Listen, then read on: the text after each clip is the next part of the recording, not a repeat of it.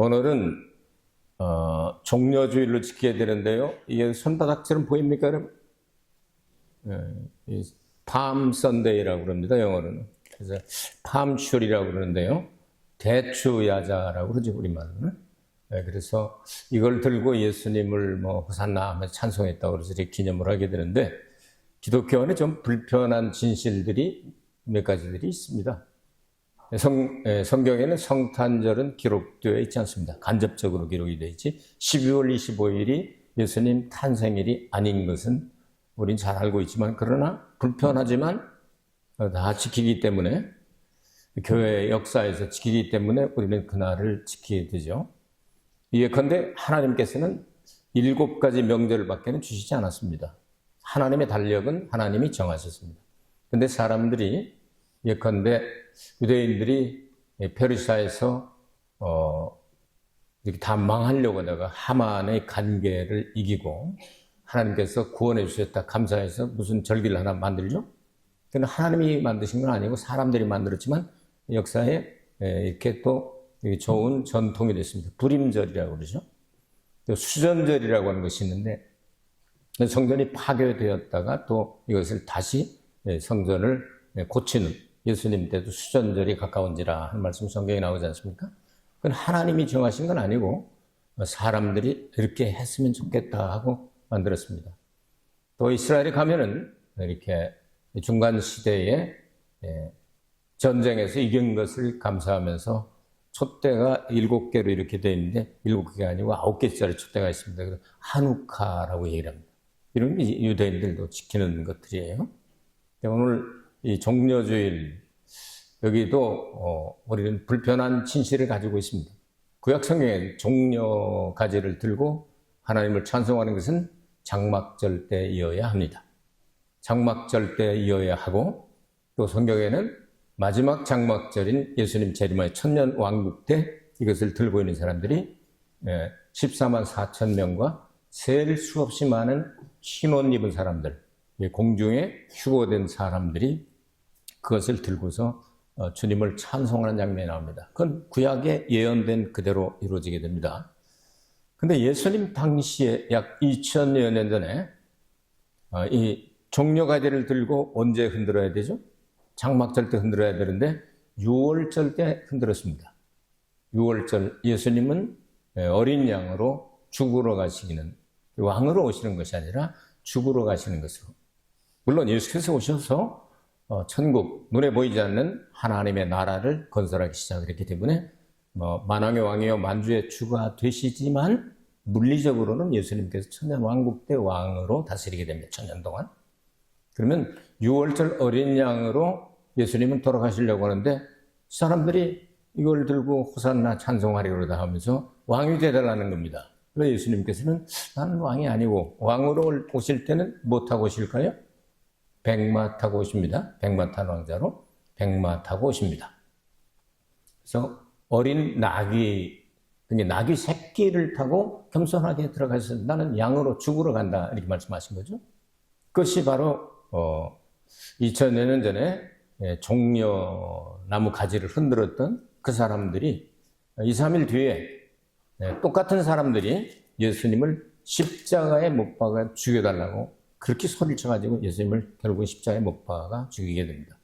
그러니까 이 종려주일이 예수님이 생각하고 하나님의 달력하고는 맞지 않는 불편한 진실이죠. 그렇죠? 불편한 진실이죠. 앞으로 종려 주일, 말하면 종려나무 가지를 들고 호산나 찬송하려고 할 때는 예수님 재림하시는 천년 왕국이 되어야 할 것입니다.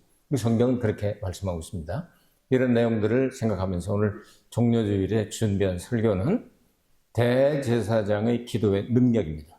지난 주일에는 중보기도가 얼마나 중요한가를 여러분에게 말씀을 드렸고, 오늘은 이제 대제사장, 예수 그리스도께서 대제사장이 어떤 대제사장이냐 하는 것을 생각하면서 하나님 말씀을 전하도록 하겠습니다. 자, 5절 함께 봅니다. 또한 이와 같이 그리스도께서 대제사장 되심도 스스로 영광을 취하심이 아니요 오직 말씀하시니가 저더러 이르시되 너는 내 아들이니 내가 오늘날 너를 낳았다 하셨고, 예수님께 대제사장이 되신 날이 있다는 겁니다. 이 대제사장이 되셔서 예수님께서 이 일을 하시게 되는데, 자기 스스로 내가 대제사장이다 말씀하지 않냐고. 누가 그랬습니까? 하나님이 세우신 날이 있다는 겁니다. 하나님께서 세우신 날이 그 날이 어느 날이냐?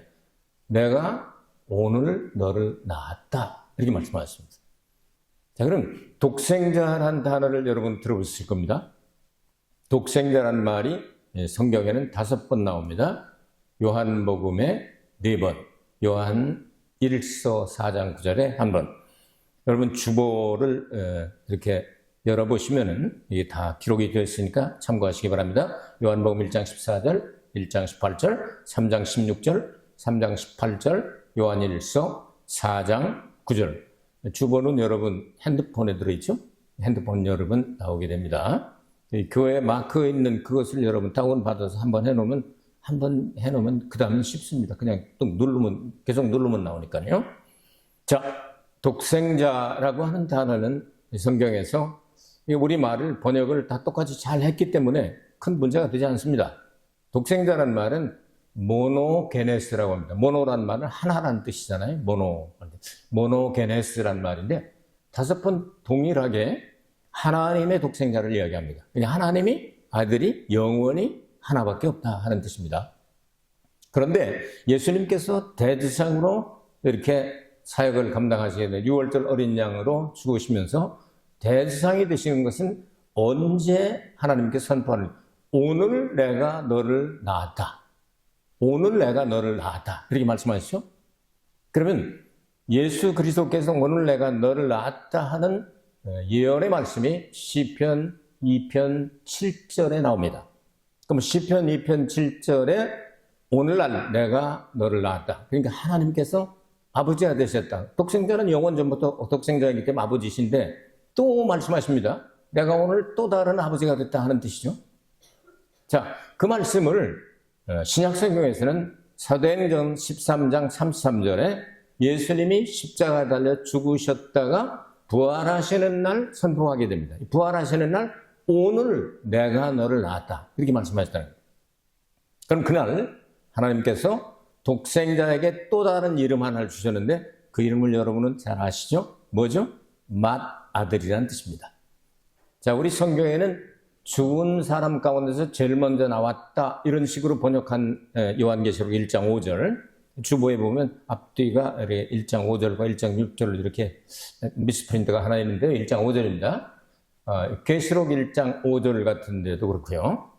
또한 골로새서 같은 데도 맏아들 이렇게 말하지 않고 다른 말로 죽은 자 가운데서 첫 번째로 나왔다 이런 식으로 표현했다.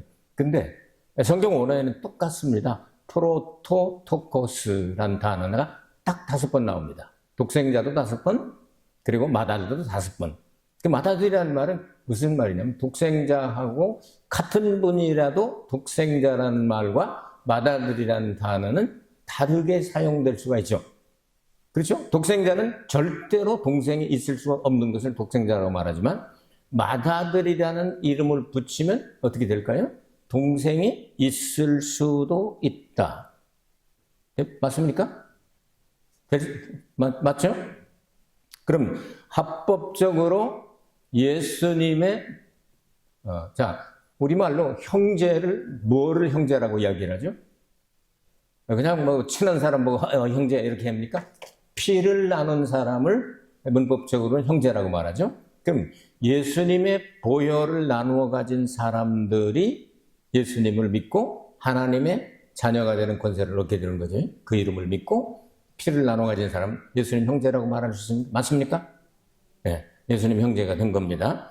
그러면 합법적으로 예수 그리스도께서 맏아들이 되셔야만 우리들이 구원을 받을 수 있는 길이 열릴 수가 있죠.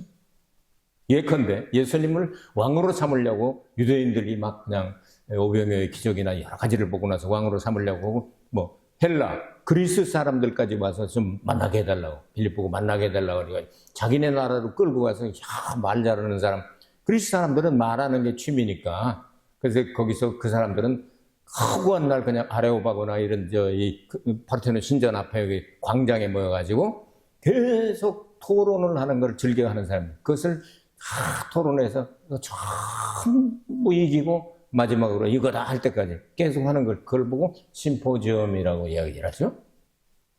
자, 그런 사람들까지 와서 예수님을 왕으로 모셔가려고 하는데 예수님께서 이런 말씀을 하십니다.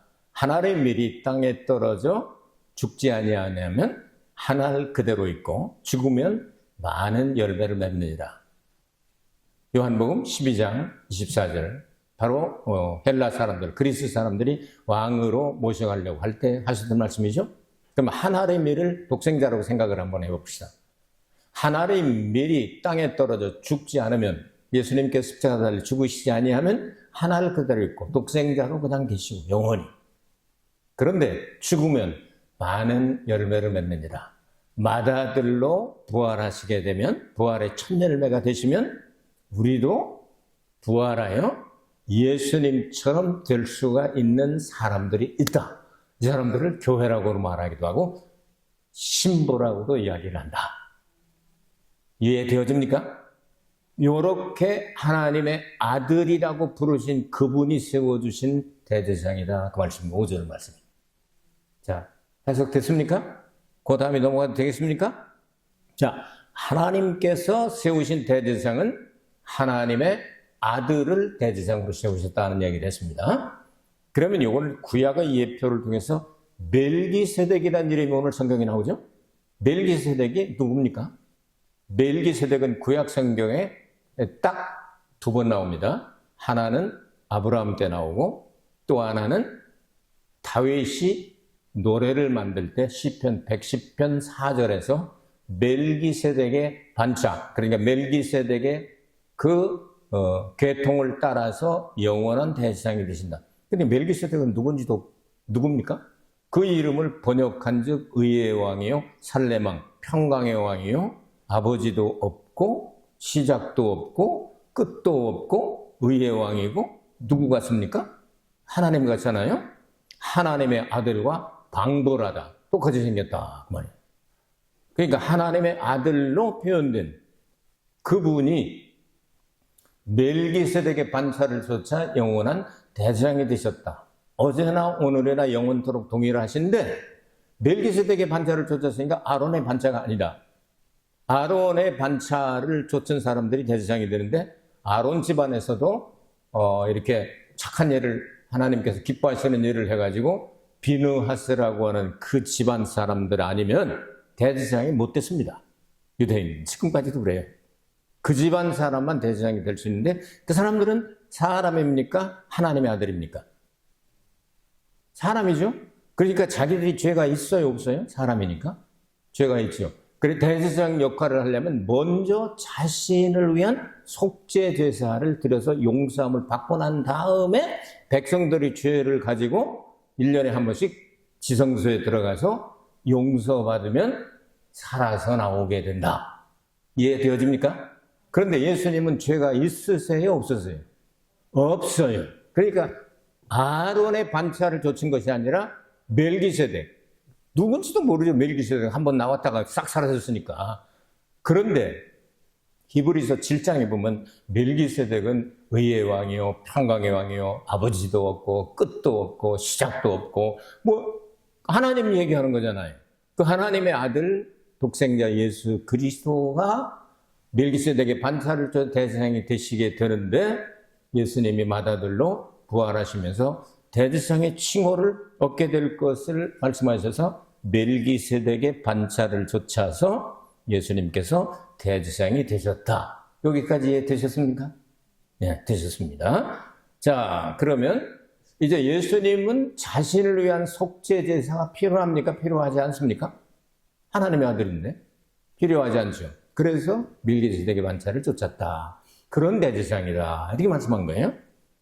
이제 세 번째로 5절에서 9절까지, 7절에서 9절까지는 대제사장이 되신 그분이 그냥 무엇을 하셨느냐면요. 대제사장이란 이런 칭호를 얻을 뿐만 아니라 육체에 계실 때 7절부터 9절까지 심한 통곡과 눈물의 간구와 소원을 올렸다. 자, 그러니까 겟세마네 동산에서 예수님께서 기도하실 때, 그 다음에 겟세마네 동산에 가시기 전인지 예수님께서 요한복음 17장에 보면은 기도를 길게 하시죠. 먼저 자신을 위해서 기도하시고, 두 번째로 사도를 위해서 기도하시고, 세 번째로 사도들의 말을 듣고 구원받은 우리 같은 성도들을 위해서 기도해 주시게 되는 거죠. 기도하시게 될 때 예수님이 어떤 기도를 드리셨죠? 겟세마네 동산에서 얼마나 힘들거리면 만일 할만하시거든 아버지여 이 잔이 내게서 지나가게 하여 주옵소서. 그러나 나의 원대로 마옵시고 아버지의 원대로 되기를 원하나이다. 아멘이십니까? 그때 그냥 보통이 아니고 땀방울이 핏방울같이 되었다고 하는 표현이 복음서에 있는데 히브리서에는 심한 통곡과 눈물로 아버지께 기도했다. 얼마나 세게 빡세게 기도했느냐 그 말이에요. 십자가 외에서는 예수님께서 아버지요 아버지요 거기서 그때 아버지라고 부르질 않고 너무 힘든 나의 하나님 어찌하여 나를 버리시나이까. 예수님이 오후 12시에 운명하셔서 오후 3시까지 3시간 동안 하나님과 분리돼 버리죠. 하나님으로부터 버리죠. 그러니까 나의 하나님 어찌하여 나를 버리시나이까. 원망 섞인 것처럼 우리는 보이죠? 우리 성경을 볼 때 나의 하나님 어찌하여 나를 버리셨나이까. 그는 시편 22편 1절 말씀을 그대로 외우신 거예요. 그러면 예수님 마음은 어떤 마음이었을까? 나를 이렇게 죄도 없는데 죄를 뒤집어 씌워가지고 죽게 하십니까? 원망 때문에 그런 게 아니라 인류를 나를 버릴 만큼 그렇게 사랑하시나이까?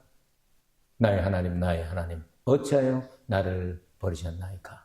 그만큼 사랑하신다 이런 얘기죠. 알겠습니다. 그리고 예수님께서 운명하시게 되는 거예요. 그런 심한 통곡과 눈물을 흘리셨다. 자, 예수께서 이 땅에 사람으로 계실 때 그랬어요. 사람으로 계실 때 그런 기도를 하셨다. 사람이 되시기 전에는 예수님이 뭐 하셨을까? 삼위일체 하나님으로 같이 역사하신 거예요. 자, 그러면 예수님이 사람이 되시기 전에 마귀가 어떤 이야기를 할 수 있었을까 한번 생각해 본 적이 있습니다. 자, 인류는 범죄하여 죄의 삭은 사망이기 때문에 이제 죄를 피할 길이 없고 죄 때문에 다 죽습니다. 그러니까 마귀가 하나님에게 참소하기를 다 버리세요. 다 죽여버리세요. 죄를 해결할 수가 없잖아요.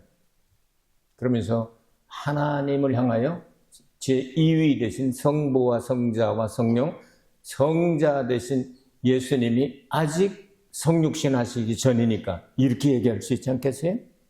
인간이 죄짓고 병들고 죽고 슬프고 괴롭고 고통스럽고 고난당하고 하는 거 당신들은 전능하신 하나님이니까 알 수가 없잖아.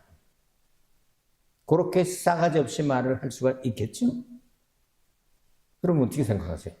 마귀는 맨날 그렇게 참소하는 게 마귀 본업이니까 참소했을 거 아니에요. 하나님은 그보다 지혜가 무궁하시기 때문에 창세기 3장에서 벌써 아담 하와가 선악을 알게 하는 나무의 열매를 먹고 또 생명과를 따먹고 영생할까 우리 중 하나와 같이 되었다. 삼위일체 하나님 가운데 하나와 같이 되었다. 자, 질문합니다. 답변하세요. 하나님이 피 흘릴 수 있다 없다? 성부 하나님이. 그럼 성령도 영이시니까 성령이 피 흘릴 수 있다 없다? 없다요. 그러면 성자는 성육신 하실 수 있는 분이니까 성육신 하시면 사람이 되시면 피 흘릴 수 있다 없다? 있다. 우리 중 하나와 같이 됐으면 어떻게 하겠냐? 그러니까 영생하는 과일을 먹지 못하게 하고 두루도는 화염검으로 에덴의 동쪽을 막아라. 그때 성자 하나님, 아버지 하나님, 그렇게 더 이상 말씀하지 않아도 제가 다 알아차렸습니다. 죄가 내려가는 수밖에 없지 않습니까? 이렇게 하시고 내려오신 분이 성자 예수님 아니시겠어요? 그래서 오늘 성경은 그가 사람이 되어서 육체 가운데 거하실 때 심한 통곡과 눈물로 간구와 소원을 올렸다. 우리의 대제사장은 그냥 말로만 하는 그런 분이 아니라 히브리서의 주제가 뭐냐면 우리가 당하는 모든 것들을 체휼하셔서 몸소 체험을 하시면서 죄도 느끼고 깨닫고 고통도 느끼고 목마름도 느끼고 배고픔도 느끼고 죽음도 느끼고 하나님과 분리되는 것도 느끼고 모든 걸 다 느끼는 그분이 순종과 경외함을 인하여 들으심을 받았다. 그러니까 똑같은 하나님이신데 성부 하나님과 똑같은 분인데 빌립보서 2장에 보면 모든 것들을 다 하나님 속성을 비워놓고 온전하게 사람으로 종으로 이 땅에 오셔서 죽기까지 복종하셨기 때문에 하나님께서 심판의 권세를 그에게 맡겨주시고 하늘과 땅의 모든 권세를 그에게 주셨다고 말씀하셨어요. 여러분 믿습니까? 그 예수님, 사람으로 오신 예수님이 대제사장으로 임명되었다 그 말이에요. 그래서 당신의 피를 가지고 속죄제물로 제사를 드렸기 때문에 이제는 완벽한 경험과 완벽한 그러한 고통을 당하셨기 때문에 오늘 성경은 뭐라고 말하죠? 완전하게 되셨다. 완전하게 되셨다. 이 보통 말씀이 아니고 완벽이란 말은요. 완벽이란 말은 점 하나 티 하나 없는 그 옥을 가리켜서 완벽이란 글자를 쓰는 거예요. 거기에 점 하나 찍혀지면 완벽한 게 아니에요. 완벽한. 퍼펙트하다는 거예요. 그런 대제사장이 되셨다. 그 목적이 뭐냐? 그렇게 되셨으니 예수님이 하나님 아버지에 대해서 경외하고 복종하는 것을 고난을 통해서 배우신 그것처럼 예수님께 순종하고 예수님을 영접하고 예수님을 믿고 따르는 자들의 영원한 구원의 근거를 만드셨다. 이렇게 말씀하고 있잖아요. 오늘 말씀 이해되십니까? 그러니까 예수님께서 육체를 입고 오셔서 사람이 되어서 계실 때 이런 일을 하셨다는 거예요. 그분이 대제사장이 되신 거예요. 영원한 대제사장. 아시겠습니까? 그러니까 그분이 기도하는 게 응답이 될까요? 안 될까요? 응답을 받았다고 그러잖아요. 다 받았다고 그러잖아요.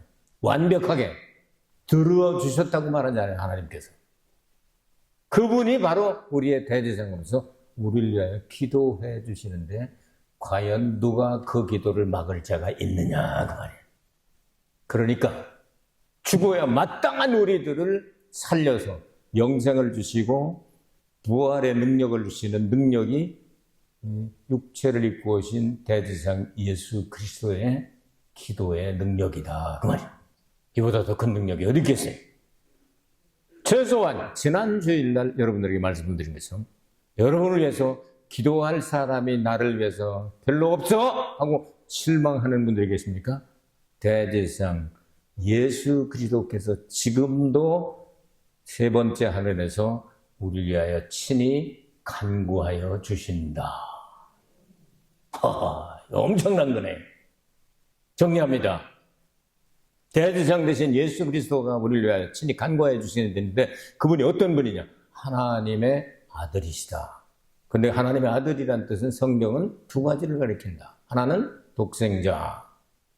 독생자까지 아끼지 않고 죽이셨으니 거기에 하나님의 완벽한 사랑이 나타났고 부활하심으로 말미암아 맏아들이 되시니까 하나님의 나라를 함께 상속하게 되니까 이거보다 더 큰 은혜는 없죠. 영원히 하나님의 나라가 우리 거니까. 그래서 하나님의 사랑과 은혜를 맛보게 하신 하나님이 세우신 대제사장 예수 그리스도. 그분은 구약에 예언된 대로 멜기세덱의 그 반차를 좇아서 대제사장이 되신 예수 그리스도. 예수 그리스도는 어떤 영이나 어떤 천사나 어떤 환상 가운데 오신 분이 아니라 우리와 같이 육체를 가지고 계실 때에 심한 통곡과 눈물로 기도와 간구를 올리시고 그 경외하심을 인하여 응답을 받으셨으니 예수님처럼 우리가 하나님의 말씀에 예수님을 따라 순종하는 자들에게 구원의 근원이 되셨으니 우리도 구원받을 수 있다. 이 세 가지를 오늘 말씀을 드렸습니다. 이해가 안 되는 분들 주보에 딱딱 치면은 이 원고가 그대로 들어있으니까 또 공부를 좀 하시면 이런 공부는요 엄청 중요한 공부입니다. 이걸 알아야 이단하고 싸워서 이길 수 있고 마귀와 싸워 이길 수 있고 여러분을 신앙을 흔들거나 쓰러뜨리지 못하게 만들 수 있는 거예요. 이런 확실한 성경적인 근거를 가지고 딱 나가면요 이 사람 건드렸던 내가 큰일 나겠다. 한 길로 왔다 7길로 도망가는 역사가 일어날 될 것입니다. 그 마귀도 아무것도 아니에요. 이렇게 말씀을 딱 가지고 나가면 아씨 건드릴 수도 없네. 아이 도망가자. 그래서 7길로 도망가게 되는 거예요.